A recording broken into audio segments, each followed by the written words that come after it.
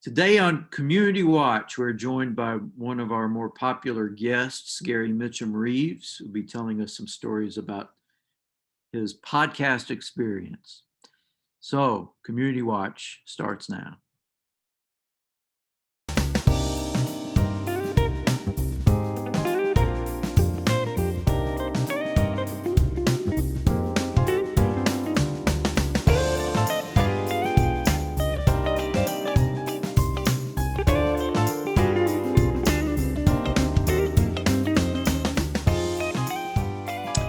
Welcome to Community Watch.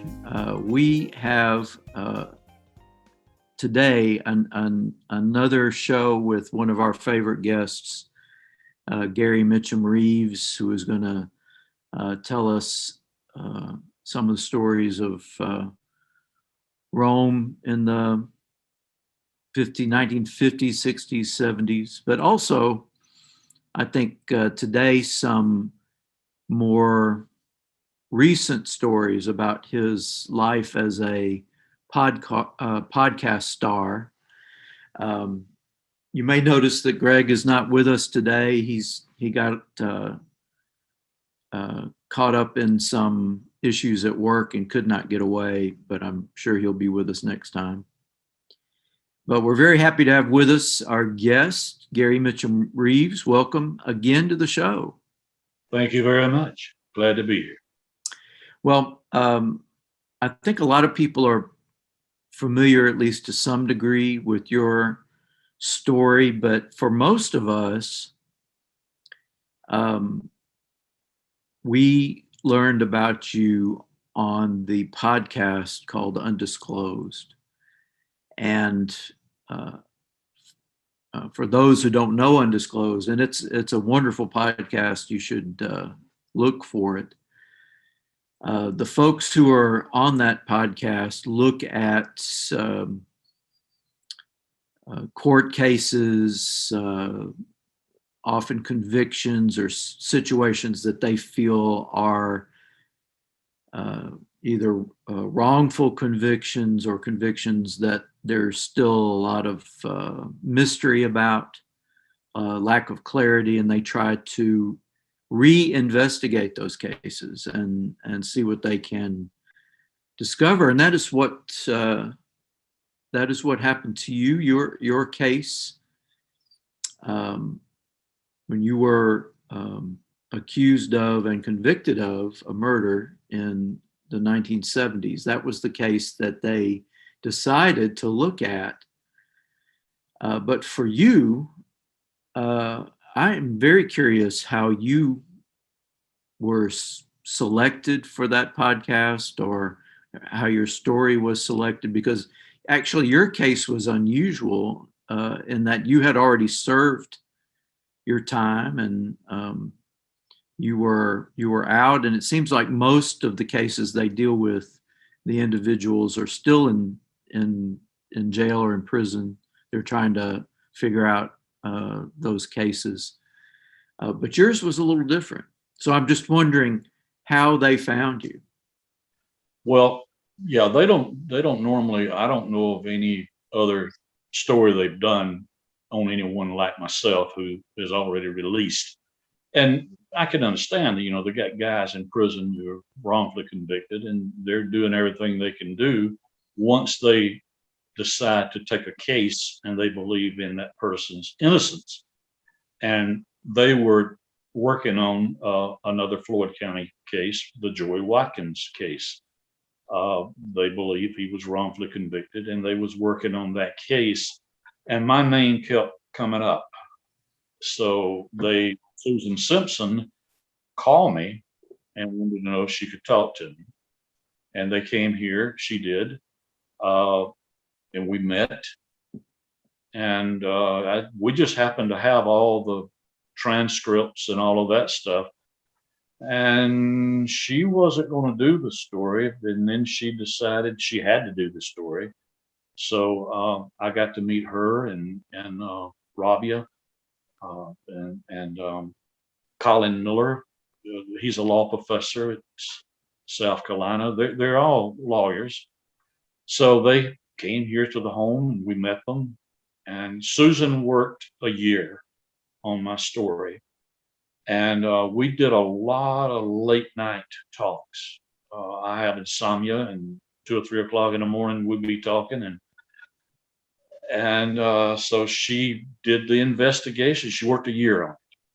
So when the story came out, the podcast came out, well, they immediately began to get a lot of comments from all over the world. I had people contacting me, and uh, a lot of Irish people and Australians for some reason. They're still kind of wild over there, I think. And they really liked when we were telling the bootlegging stories. So I got a message from Rob Gogi and his wife, Allison Van Nora. Uh, they sent me a message and says, he's a composer and she's a TV producer, done some movies. And he said, if you ever do a podcast, I would do the music free, for it. So after Undisclosed was over, uh, and Susan was my lifeline. I knew before Undisclosed ended that I was not going to get a pardon for reason of innocence. They thought I would. They really did. And they really tried. But I knew I wasn't. And so depression started kicking in. Man, this thing's going to end. I don't know what's going to happen from there. So it ended. Susan left the country. Her and her sister took a vacation. And man, I lost my lifeline. So that following Monday, well, the last episode was with John Cryer, the addendum with Susan. Mm-hmm. So then Monday, I get a call from Lana Ensley, who was the lady who the man told her how he did the murder. Mm-hmm. And we had not met, but she called me on a Monday and we talked for a couple of hours. And that brought me life again. Well, when we finally when Susan, she wanted to do a podcast with me, but when she seen that she was not going to be able to, and I told Rob and Allison, I said, well, I can't do anything until we get her blessing. I don't want to do anything until she tells me she can't. So she finally gave us her blessing. Mm. And so then Rob, I had a flip phone when I first started out with Susan. We burned it up texting back and forth. So I had to finally break down and get a smartphone. So I recorded with Rob the first episode of the Mitchum podcast, Detroit. It was the story of me running liquor to Detroit. And I recorded that on the front porch with my cell phone. Uh-huh. So you send it to Rob to a Dropbox. He edits it, does the music, the sound effects. And then the first episode came out, I believe it was in September of 2018, called Detroit. And man, it took off from there. I mean, well, let me back up a little bit, because you are, not only the subject of the Undisclosed podcast, but the star of your own podcast called Mitchum, which you just yes. mentioned. But I'm curious, in your experience with Undisclosed with Susan, when y'all were talking and you say at all hours, was she recording you then? I mean, because I know all of that did not make it into Undisclosed. I mean, she must have pulled out from that the parts that she felt would tell your story the best. Yes, they have.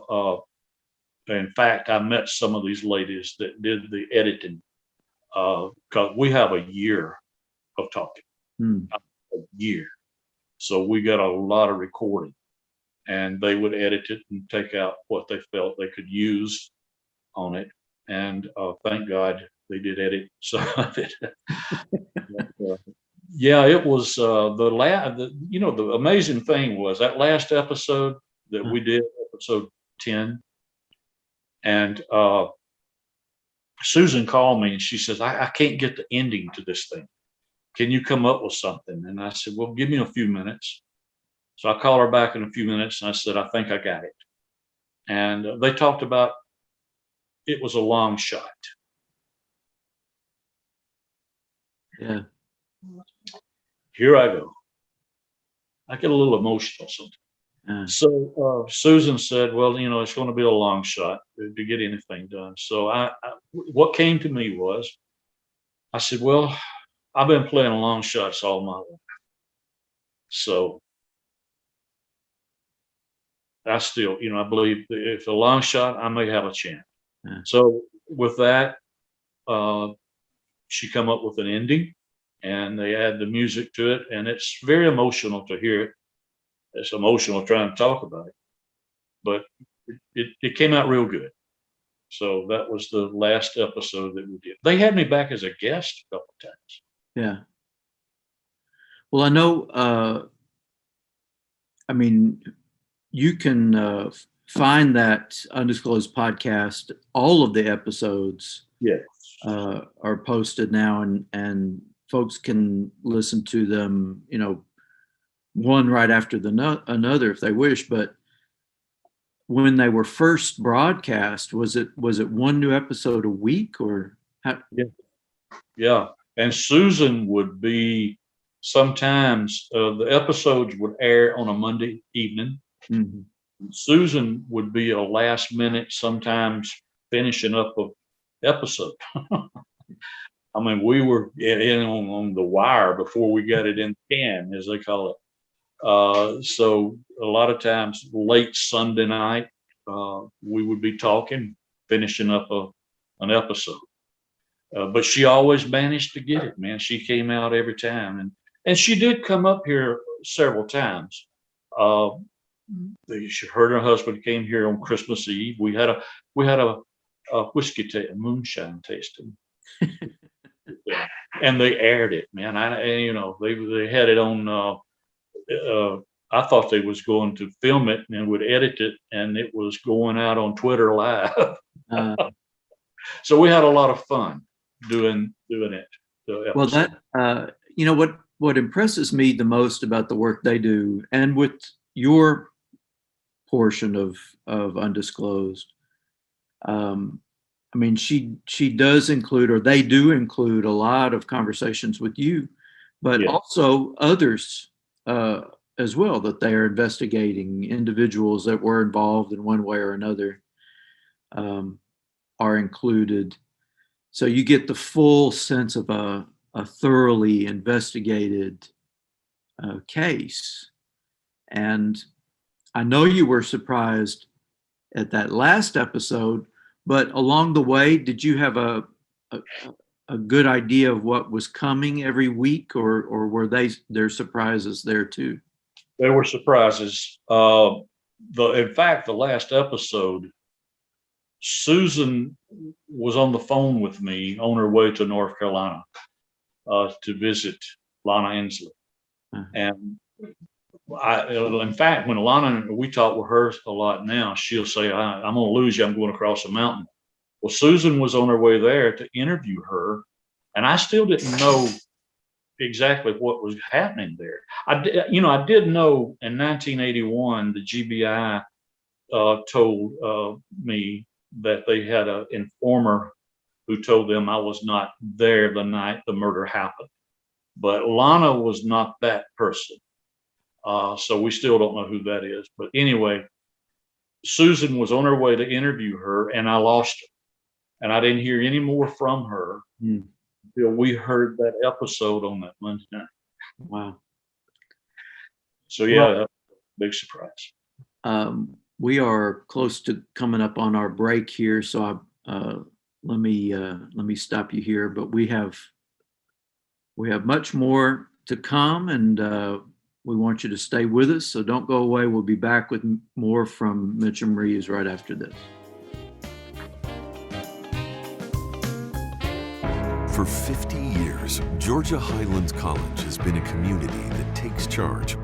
At GHC, we have a mission to provide access to an outstanding education, meeting the career needs of the region, and helping our communities thrive. Every student we graduate becomes a celebration we never forget. We are more than Chargers. We are Chargers taking charge for 50 years and beyond.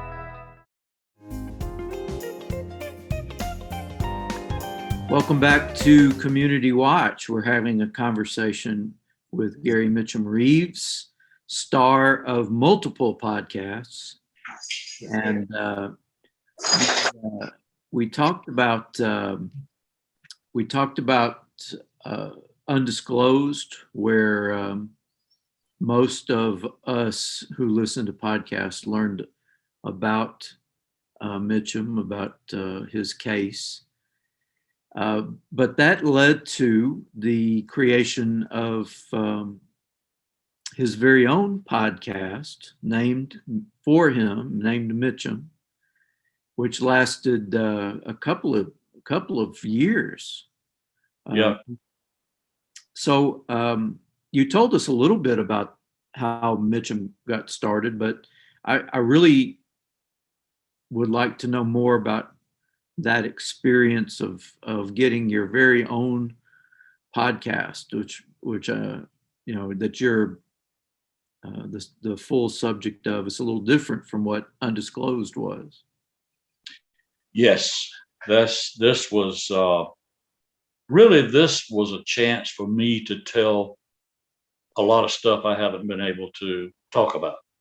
And so when I met Rob Gogi and his wife Allison Venora, they decided to do the podcast, to not do it in any order, just me tell stories as they come to me about whatever comes to mind. Well, I'm pretty good at that. So as I said, I had to finally get that smartphone. And when people first heard the first episode, Detroit, and with Rob doing the soundtrack and man, he is fantastic with that soundtrack. With the music, he could always come up with the music. He's an Emmy-winning composer. And Allison has won a couple of Emmys on some of her TV shows she's done. So we did Detroit, and I finally ended up having to get two smartphones. So people thought when they first heard that thing, they thought I was in a studio. And Rob said, "No, man, he's on his front porch in Silver Creek, Georgia." And it came out so good. So, and of course, they've been here several times, and we've recorded them being here. We did a lot of recording of that. So I just started telling stories of my life as I remembered it. And I was able to tell the stories of my family, my mom and pop and brothers. I did episodes on every one of them. And funny thing was, I got a lot of fans, and they really like the moonshine stories the best, I think. So one lady that lives in North Carolina was listening to the podcast driving the car, and in one of the episodes was a car chase and the sirens. She pulls over, thinking that there's a cop with a siren pulling her over. And funny things like that happen. So we had a great time doing those episodes. I think we did 53 episodes, and we're about to do an update. Oh, so, great. Talked to Rob today, and we're going to be doing an update. Well, that's great. A story that I've never told. I talked to him one day. It was his birthday in March, and he said, "If you can come up with a story we haven't told, we'll do that, a short one and a Q&A." So I went out on the front porch, and usually I see an old automobile, and I trigger a story. But this time, man, I remembered a story that happened in the early 60s that I'd never told. It just came to me. So that's going to be the next one. Well, there's a coming attraction there. But yes. But We you had know, the thing that impressed me about Mitchum, and if for folks that knew your story from Undisclosed, it focused, completely on your conviction and the case around it. But your Mitchum podcast, I mean, that's a part of the story, but it really covers so many different things. And like you mentioned, stories of your family and growing up and your exciting life, and your family's lives are all uh, just really fascinating stories. And I really encourage folks to find that podcast and listen to it. It's amazing when the story has come to me. I remember things, and I got to tell the story that happened. I'm amazed I lived through it, but it's kind of like I'm a third person. I mean, it's like I'm telling, I'm hearing, I'm seeing it, and I have a memory of when a story comes back to me. It's like it's recorded in my brain. Mm. I can see that night happening. A Yeah. car or whatever it was. Lord knows, I don't know how I got through it. Mm. But even the prison stories, Yeah. was able to tell. We had a good time, dude. Well, those podcasts are, I would say, roughly half an hour each. Yeah, they're about most of them, and some of them we had to do in like I did on my sister, who fought for me back then. Yeah. Hers is 3 parts. My brother Doyle, that got me in the moonshine business, I think his is 2 parts. So some of them are 2, 3 parts, but you can listen to those in any order you want to, because that's the way I tell them, as I remembered stories. So you don't have to listen to them episode 1 through whatever. Just start somewhere and go from there. But I'll tell you this, they ain't boring. No, they definitely are not. And I know you have developed quite a group of followers as a result of that podcast, and you still get folks that had not listened before who have discovered it, That's amazing to me. and they reach out to you sometimes. Yes, I've had people contact me in fact, I had some people from South Georgia that came to Rome and they wanted to meet me. I don't always do that, but I did go ahead and meet with these people and had a good time meeting with them. But man, I mean, the people that I get that contact me that are just now discovering it. That was one thing I was worried about when the podcast ended with Undisclosed, was back in the day and when all the TV people were here filming. And when it was over, they packed up their cameras, they went home. That was in the 90s. And I thought, man, is this going to be like that again? Because nothing happened from then till Susan Simpson came. But Susan said, I may not can get you a pardon, but I'm going to get you well known. And she did that. Hmm. I mean, when you people, I still got fans in Australia and Ireland and Canada, all over the country, different parts of the United States, and have become good friends. Yeah, yeah. Well, I have to admit, listening to those 2 years worth of stories, it really disappointed me when that podcast ended, because I was enjoying them so much. So it's good. It's good to hear that you're going to do an update. We're doing an update, and we'll have probably a Q&A and kind of let folks know what's happening. Yeah. We do have some things going on that we can't really discuss right now, but we do have some things in the works. So I'm wondering, I mean, I just have a sense that there are plenty of stories left in there. They just need to find their way out. Yeah. I learned a long time ago, don't tell everything. Save some. Yeah. So, yeah, I have a lot of stories. Yeah. There's the funny thing about it is even after Rob and I ended it, and that was sad ending, but I would remember some things, especially with me and my brother Doyle. You know, I remembered some stories that happened with us up in Tennessee. Some funny stuff, some dangerous stuff, and there was a few more car chases.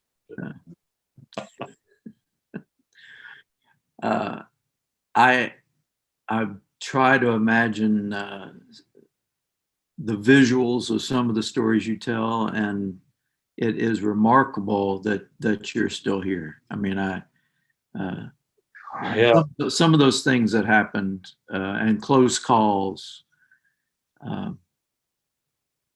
yeah, yeah. There was some close calls. Um, the shootings that happened at beer joint shooting that happened in our beer joint back then. I don't think I told all of that, but when the guy shot the guy in my place that night, Yeah. And I walked in, he turned around and he pulled the gun and pulled the trigger and it misfired right in my face. Yeah. It's stuff like that. It was a dangerous time, but we had some good times too.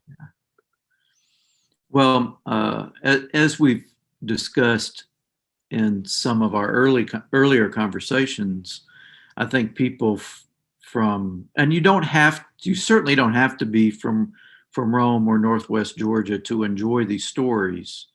You can be, as your fans and followers have shown, you can be from anywhere around the world and enjoy the stories. But I do think individuals who are either from Rome or know the area will be surprised at what Rome was like during that time. It was a different world. And it's hard for people to imagine that. But at one time, Rome was known as Little Chicago, Phoenix City, Alabama. It was wow place. Well, it's hard. I mean, I've heard the stories and I believe them, but it's hard to imagine Rome being like that once upon a time. Yeah. Yeah. Well, it was amazing. Well, I am grateful that you recorded those stories, and I'm looking forward to hearing the update. And if you haven't heard any of the Mitchum podcast, make sure you look for it, find it. It's certainly worth discovering if you have not already. I don't tell my stories with rose-colored glasses. The way a lot of people want to look at Rome. Well, that's glasses, but history is history. Yeah. It happened. Yeah. Well, we are rapidly running out of time on this show, so let me thank you again for being with us, and thank all of you for watching Community Watch this week. We will see you next time. Thank you very much.